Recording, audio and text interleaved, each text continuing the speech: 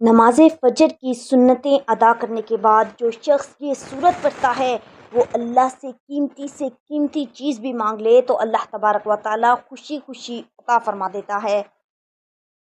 بسم اللہ الرحمن الرحیم۔ السلام علیکم محترم ناظرین، آج میں آپ کے لیے ایک سورت کا خاص الخاص وظیفہ لے کر آئی ہوں۔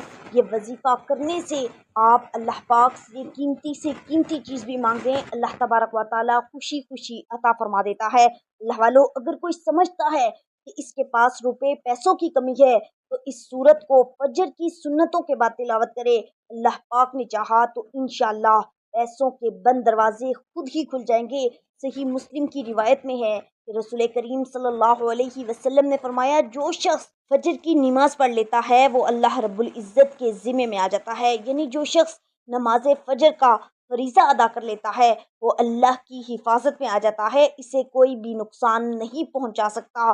نماز فجر کی ادائیگی میں ہماری سستی، غفلت اور کاہلی اور کوتاہی انتہا کو پہنچی ہوئی ہے۔ اللہ پاک کے آخری نبی حضرت محمد مصطفیٰ صلی اللہ علیہ وسلم نے ارشاد فرمایا، اللہ پاک ارشاد فرماتا ہے کہ میں نے تمہاری امت پر دن میں 5 نمازیں فرض کی ہیں، اور میں نے یہ عہد کیا ہے کہ جو ان نمازوں کی ان کے اوقات میں پابندی کرے گا میں اس کو جنت میں داخل کروں گا، اور جو پابندی نہیں کرے گا اس کے لیے میرے پاس کوئی عہد نہیں۔ اللہ پاک قرآن کریم میں ارشاد فرماتا ہے، رب کی پاکی بولو سورج چمکنے سے پہلے اور اس کے ڈوبنے سے پہلے۔ اللہ والو، نماز فجر پر 5 فرامین مصطفیٰ صلی اللہ علیہ وسلم۔ ایک صحابی حضرت عبداللہ بن عمر رضی اللہ تعالیٰ عنہ سے روایت ہے کہ پیارے آقا محمد مصطفیٰ صلی اللہ علیہ وسلم نے ارشاد فرمایا، جو صبح کی نماز پڑھتا ہے وہ شام تک اللہ پاک کے ذمے میں ہے، تم اللہ پاک کا ذمہ نہ توڑو۔ جو اللہ پاک کا ذمہ توڑے گا تو اللہ اسے اوندھا یعنی الٹا کر کے دوزخ میں ڈال دے گا۔ حضرت سلیمان فارسی رضی اللہ تعالیٰ عنہ سے روایت ہے، نبی کریم صلی اللہ علیہ وسلم نے فرمایا، جو صبح کی نماز کو گیا ایمان کے جھنڈے کے ساتھ گیا، اور جو صبح بازار کو گیا ابلیس یعنی شیطان کے جھنڈے کے ساتھ گیا۔ حضرت عمارہ بن عویہ رضی اللہ تعالیٰ عنہ فرماتی ہیں، میں نے نبی کریم صلی اللہ علیہ وسلم کو فرماتے ہوئے سنا، جس نے سورج کے طلوع و غروب ہونے سے پہلے نماز ادا کی یعنی فجر اور عصر کی، وہ ہرگز جہنم میں داخل نہ ہوگا۔ حضرت ابو عبیدہ بن جراح رضی اللہ تعالیٰ عنہ بیان کرتے ہیں، رسول کریم صلی اللہ علیہ وسلم نے ارشاد فرمایا، جمعے کے دن پڑھے جانے والی نماز با جماعت سے افضل کوئی نماز نہیں ہے۔ میرا گمان یعنی خیال ہے کہ تم میں سے جو اس میں شریک ہوگا اس کے گناہ معاف کر دیے جائیں گے۔ حضرت انس رضی اللہ تعالیٰ عنہ سے روایت ہے کہ نبی کریم صلی اللہ علیہ وسلم نے ارشاد فرمایا، جس نے 40 دن فجر و عشاء با جماعت پڑھی اللہ پاک اس کو 2 آزادیاں عطا فرمائے گا، ایک نار یعنی آگ سے، دوسری نفاق یعنی منافقت سے۔ نماز جنت کی چابی ہے۔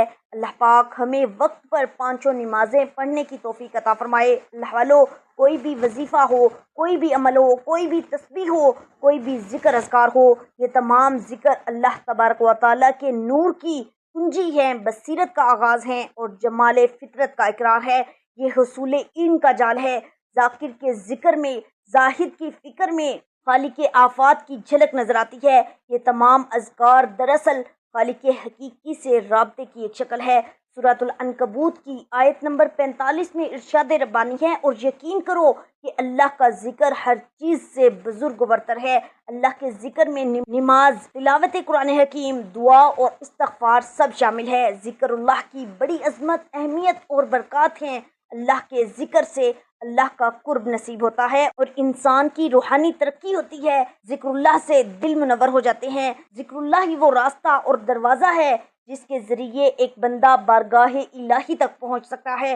حضرت ابو ہریرہ اور حضرت ابو سعید خدری رضی اللہ تعالیٰ عنہ سے روایت ہے کہ رسول کریم صلی اللہ علیہ وسلم نے فرمایا، جب بھی اور جہاں بھی کچھ بندگان خدا اللہ کا ذکر کرتے ہیں تو لازمی طور پر فرشتے ہر طرف سے ان کے گرد جمع ہو جاتے ہیں اور ان کو گھیر لیتے ہیں، اور رحمت الہی ان پر چھا جاتی ہے اور ان کو اپنے سائے میں لے لیتی ہے، اور اللہ اپنے مقربین فرشتوں سے ان کا ذکر کرتے ہیں۔ تو اللہ کے ذکر کو اپنے دل میں بڑھاتے ہوئے اور اس کی مدد کی چنگاری کو اپنے اندر روشن کرتے ہوئے آج آپ کی خدمت میں ذات پاک کے ذکر کے حوالے سے ایک ایسا وظیفہ پیش کیا جا رہا ہے جو 1400 سال سے چھپی غیبی مدد کی تسبیح کا وظیفہ ہے۔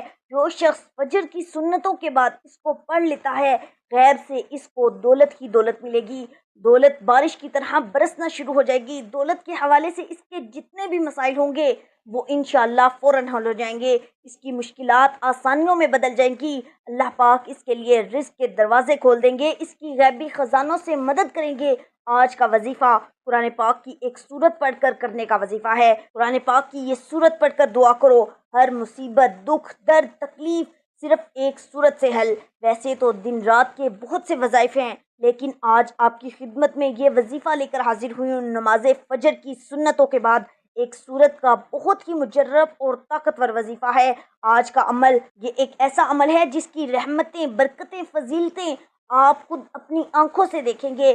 آج کی اس خاص وظیفے کے ساتھ درود ابراہیمی پڑھیں گے تو یقین جانیں درود پاک کی اور اس عمل کی برکت سے ہماری حاجات فوراً اللہ رب العزت کی بارگاہ میں قبول و منظور ہو جائیں گی۔ نماز فجر کے بعد یہ عمل کرنے سے انشاءاللہ آپ پر رزق کے دروازے کھل جائیں گے۔ اگر آپ کو مالی پریشانی ہے، آپ لوگ غریب ہیں، آپ کی جیب میں پیسہ نہیں، تو فجر کے بعد یہ وظیفہ کر لیں۔ جب آپ کو صحیح لگے آپ وظیفہ کریں۔ آپ کو جو عمل بتایا جا رہا ہے یہ عمل کر لینا۔ بڑے سے بڑی رقم چاہیے ہوگی، بڑی سے بڑی رقم آپ کو چاہیے ہوگی یا آپ کی ضرورت ہوگی، اگلے دن آپ کو انشاءاللہ مل جائے گی۔ آپ کو غیب سے مدد حاصل ہوگی، آپ معجزات کو اپنی آنکھوں سے دیکھو گے۔ اللہ والو، آج ہر کوئی چاہتا ہے کہ ایسا وظیفہ ملے کہ اس کی پریشانیاں ختم ہو جائیں، اس کی بے روزگاری ختم ہو جائے۔ اگر اسے دولت چاہیے تو اس کو دولت مل جائے، اگر اس کی کوئی حاجت ہے تو اس کی یہ حاجت پوری ہو جائے۔ آج میں جو عمل آپ کو بتانے جا رہی ہوں آپ نے ویسے ہی اس عمل کو کر لینا ہے۔ یہ ایک آسان سا عمل ہے۔ اللہ والو، نماز فجر کے بعد آپ نے یہ عمل کرنا ہے۔ یہ عمل کر کے دیکھیں، جو میں فوائد بتا رہی ہوں یہ تو کم ہے، آپ کو اس سے زیادہ ملے گا۔ رزق اور دولت کے بند دروازے اگر نہ کھل جائیں تو پھر مجھے کہنا۔ یہ خاص عمل کرنے سے فوری مدد ملتی ہے۔ یہ عمل جو بھی کرتا ہے دولت سے کھیلنے لگ جاتا ہے۔ یہ عرش الہی پر بیٹھا رب، یہ وظیفہ کرنے والے سے رب کی ذات اتنا خوش ہو جاتی ہے کہ عرش الہی پر بیٹھا رب فرشتوں سے ذکر کرتا ہے، فرشتوں کو حکم جاری کرتا ہے کہ جاؤ اس بندے کی ہر حاجت کو پورا فرما دو، اس بندے کی تمام رکاوٹیں، بندشیں دور فرما دو۔ اللہ والو، اگر آپ چاہتے ہیں کہ رب کی ذات آپ سے خوش ہو جائے، آپ کی نسلوں کو آباد فرما دے، تو یہ خاص وظیفہ اور ساتھ میں ایک دعا بھی آپ کو بتاؤں گی، لہٰذا ویڈیو کو آخر تک ضرور دیکھیے گا تاکہ آپ کو وظیفے کی صحیح طرح سمجھ آ جائے۔ آپ نے اس وظیفے کو کسی صورت نہیں چھوڑنا۔ اللہ کی ذات جب دینے پر آتی ہے تو نہ شکلیں دیکھتی ہے نہ اعمال دیکھتی ہے۔ رب کی ذات جس بندے سے راضی ہو جائے اس کی نسلوں کو آباد فرما دیتی ہے۔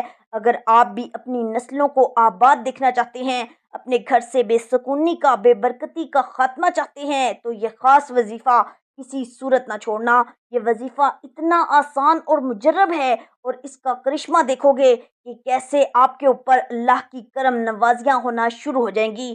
یہ وظیفہ سارے وظائف کا بادشاہ ہے، یوں سمجھ لیجئے کہ اس کو کرنے کے بعد آپ دیکھنا کیسے آپ کے اوپر رب رحمت نازل فرمائے گا، کیسے آپ کے کام بنتے چلے جائیں گے۔ اس عمل کو کرنے والے کی زندگی سے مشکلات ختم ہونا شروع ہو جاتی ہیں، اس وجہ سے کہ آپ کے اوپر کسی قسم کی بھی بندش ہے، رکاوٹ ہے، آپ کا کاروبار کا مسئلہ ہے، کاروبار نہیں چل رہا، گھر میں بے برکتی ہے، بے سکونی ہے، مایوسی ہے، انشاءاللہ اس وظیفے سے یہ تمام مسائل دور ہو جائیں گے۔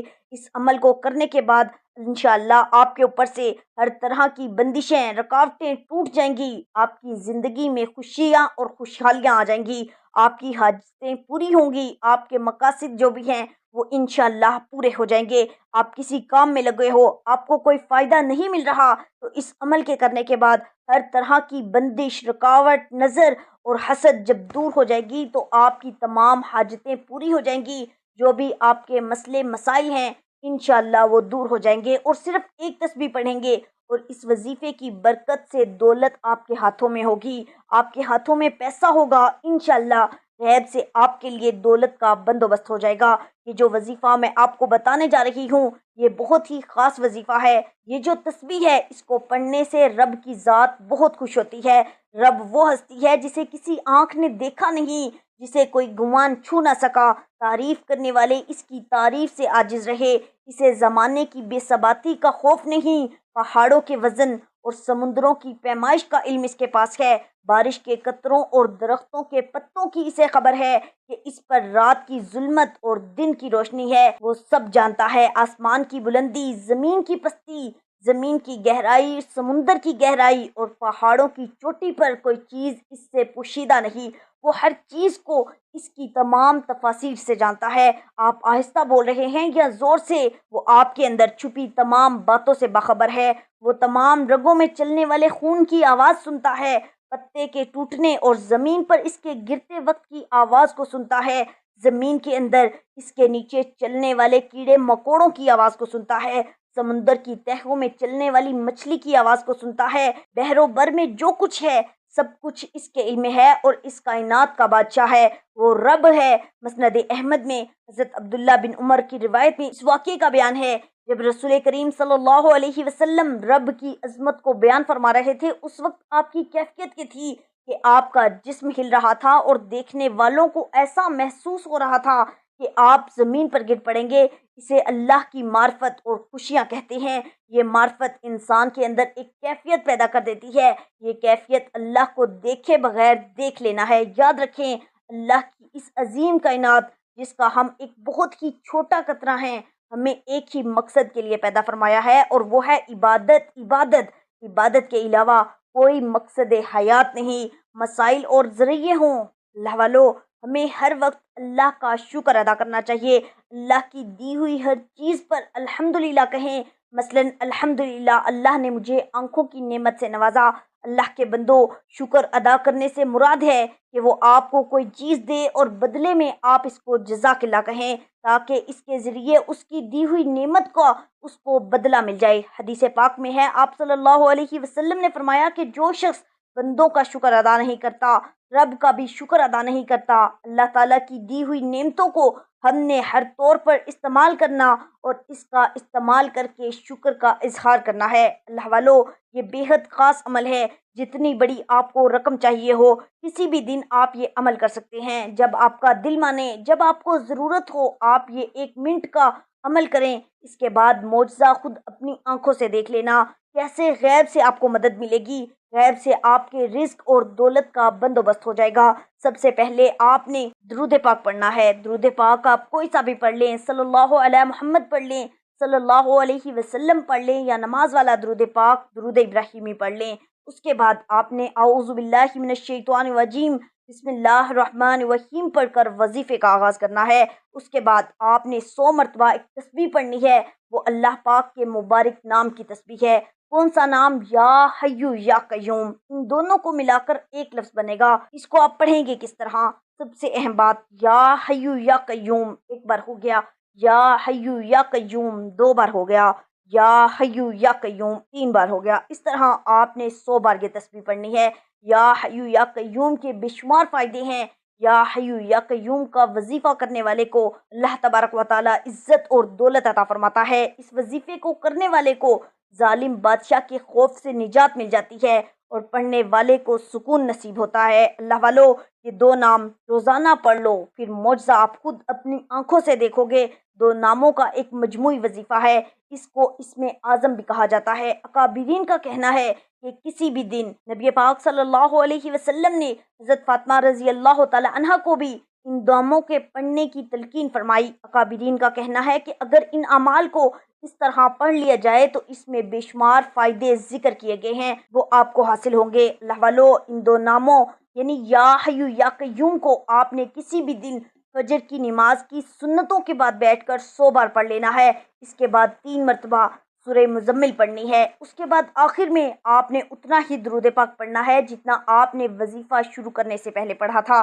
اس کے علاوہ سورہ مزمل کے اور بھی بہت سے فائدے ہیں، وہ بھی میں آپ کی خدمت میں پیش کرنا چاہتی ہوں۔ آپ نے ویڈیو کو مکمل دیکھنا ہے اور ان کو سمجھنا ہے۔ ان میں سے کوئی بھی آپ کے کام کا وظیفہ ہو سکتا ہے۔ معاشی تنگی کے لیے سورہ مزمل نماز فجر کے بعد 41 مرتبہ پڑھنے سے تنگ دستی دور ہو جائے گی۔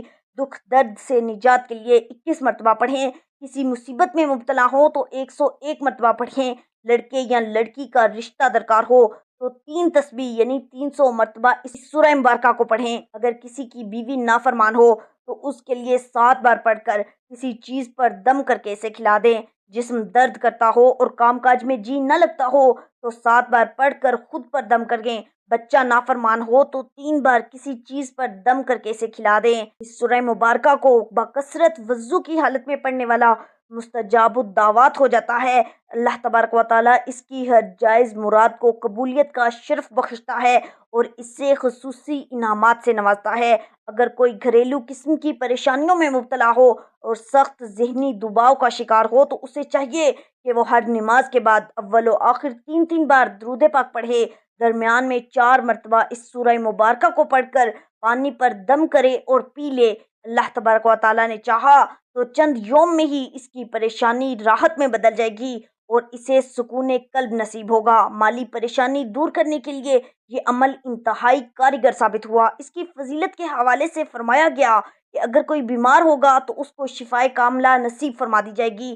انسان تھوڑا سا بیمار ہوتا ہے لیکن شفائے کاملہ سے مراد اس کو اللہ پاک مکمل شفا نصیب فرمائیں گے۔ وظیفہ پڑھتے وقت ایک گلاس پانی بھر کر رکھ لیں، اس پر پھونک ماریں اور سب گھر والوں کو پلا دیں، پھر انشاءاللہ فائدہ حاصل ہوگا۔ جو بھی اس کو پڑھے گا انشاءاللہ بیمار پڑھے گا پیے گا تو شفا ملے گی۔ خود بھی پئیں، اپنے گھر والوں کو بھی پلائیں اور اس عمل کے کرنے سے اللہ اس کی عمر دراز فرمائیں گے اور قوت روحانی میں اضافہ فرما دیں گے۔ اگر کسی سخت حاجت کے موقع پر پڑھیں گے تو اس کو چاہیے کہ اس سے مقررہ وقت میں پڑھ کر اول و آخر درود پاک پڑھنے کے بعد اللہ تعالیٰ سے اپنی حاجت کو طلب کریں۔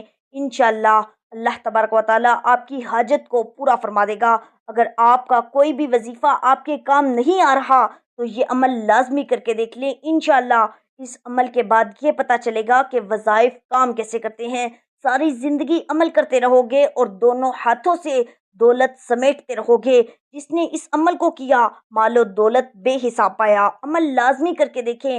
اس عمل کو کسی بھی دن فجر کی سنتوں کے بعد کر سکتے ہیں۔ جو بھی آپ کی زندگی میں مشکلات چل رہی ہیں وہ انشاءاللہ دور ہو جائیں گی۔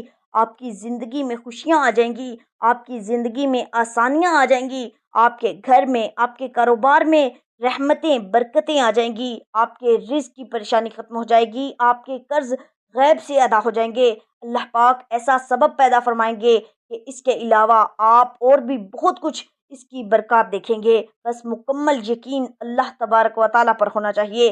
کامل یقین کے ساتھ اس کو پڑھیں اور عمل بھی کریں۔ 5 وقت نماز کی پابندی کریں، نماز ضرور پڑھیں۔ جب تک 5 وقت نماز نہیں پڑھیں گے کوئی وظیفہ اثر نہیں کرے گا۔ سب سے پہلی شرط نماز کہ جو بھی آپ وظیفہ کریں اس میں سب سے پہلے ہے کہ 5 وقت خشوع و خضوع کے ساتھ نماز پڑھیں۔